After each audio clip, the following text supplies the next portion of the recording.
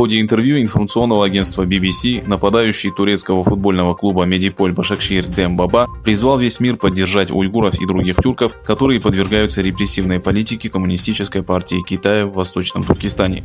Футболист раскритиковал молчание мира против притеснения и преследования мусульман. «Я хочу, чтобы весь мир объединился для мусульман региона», — отметил Демба. Напомнив, что Арсенал, который имеет офис и сеть ресторанов в Китае, не поддержал Месута Озила, выступившего в поддержку уйгуров, сенегальский футболист сказал, что клуб не поддержал бы акцию «Жизнь черных ценна», если бы это было финансово рискованным. Арсенал поддержал эту акцию. Когда же дело дошло до уйгуров, клуб промолчал, потому что опасался экономического давления со стороны Китая. К сожалению, многие закрывают глаза, когда дело доходит до финансовой выгоды, потому что деньги стали важнее человеческих ценностей. Я считаю, что клубы оказывают большое давление на игроков для того, чтобы они не вмешивались в подобные вопросы.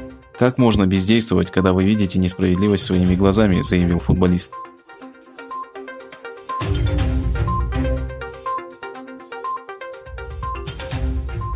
Председатель партии Великого Единства Мустафа Дестиджи заявил, что парламент Турции должен принять законопроект о введении санкций в отношении Китая, если китайская администрация не прекратит преследование турок-мусульман, проживающих в Восточном Туркестане. С таким заявлением Дестиджи выступил в ходе встречи с группой уйгурских женщин и детей, которые потеряли связь со своими родными. В ходе беседы Мустафа Дестиджи обсудил с гостями вопрос лагерей и их родных. Наши гости рассказали о своих супругах, детях и родных. Мы будем следить за развитием ситуации до последнего вздоха, отметил председатель партии Великого Единства. –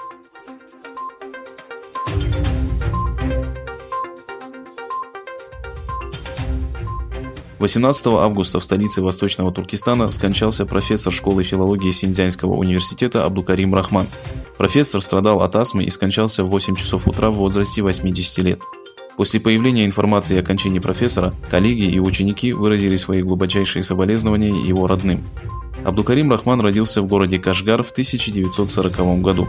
С 1964 года преподавал уйгурский фольклор в Синьцзянском университете. В 1980 году он получил степень доцента и был назначен директором факультета литературы.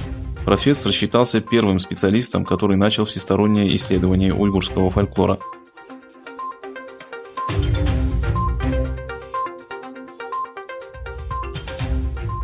В последнее время все чаще публикуется информация о том, что глава Китая Си Цзиньпинь столкнулся с оппозиционным движением в рядах Коммунистической партии Китая. Однако немногие оппозиционеры осмеливаются высказать свою позицию, опасаясь обвинения в коррупции и нарушении дисциплины. Один из профессоров образовательного отдела высшего руководства Коммунистической партии Китая в Пекине, исключенный из партии в начале недели после того, как появились подробности его критики в адрес Си Цзиньпина, высказанные им в июне, профессор сообщил, что не жалеет ни о чем, сообщает The Guardian. По словам профессора, Си Цзиньпинь и его партия убили страну. Коммунистическая партия Китая во главе с Си Цзиньпином не является движущей силой прогресса. Напротив, они препятствие для развития страны. Я не единственный, кто хочет покинуть ряды партии. Все больше людей недовольны политикой правительства, заявил профессор, покидая страну.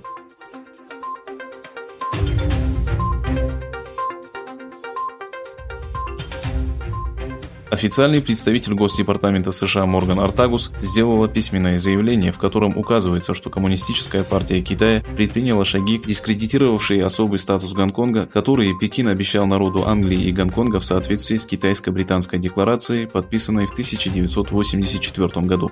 Заявив, что отныне президент США будет рассматривать Гонконг в соответствии с принципом «одна страна, одна система», Ортагус сообщила, что департамент уведомил власти района о прекращении действия 3 двусторонних соглашений. Эти соглашения покрывали передачу скрывающихся от правосудия преступников, перевод приговоренных лиц и налоговые вычеты на доходы, полученные от международных морских перевозок. Эти шаги подчеркивают нашу глубокую обеспокоенность принятием Пекином закона об обеспечении национальной безопасности в Гонконге, который разрушает свободы жителей, полагают в Госдепартаменте США.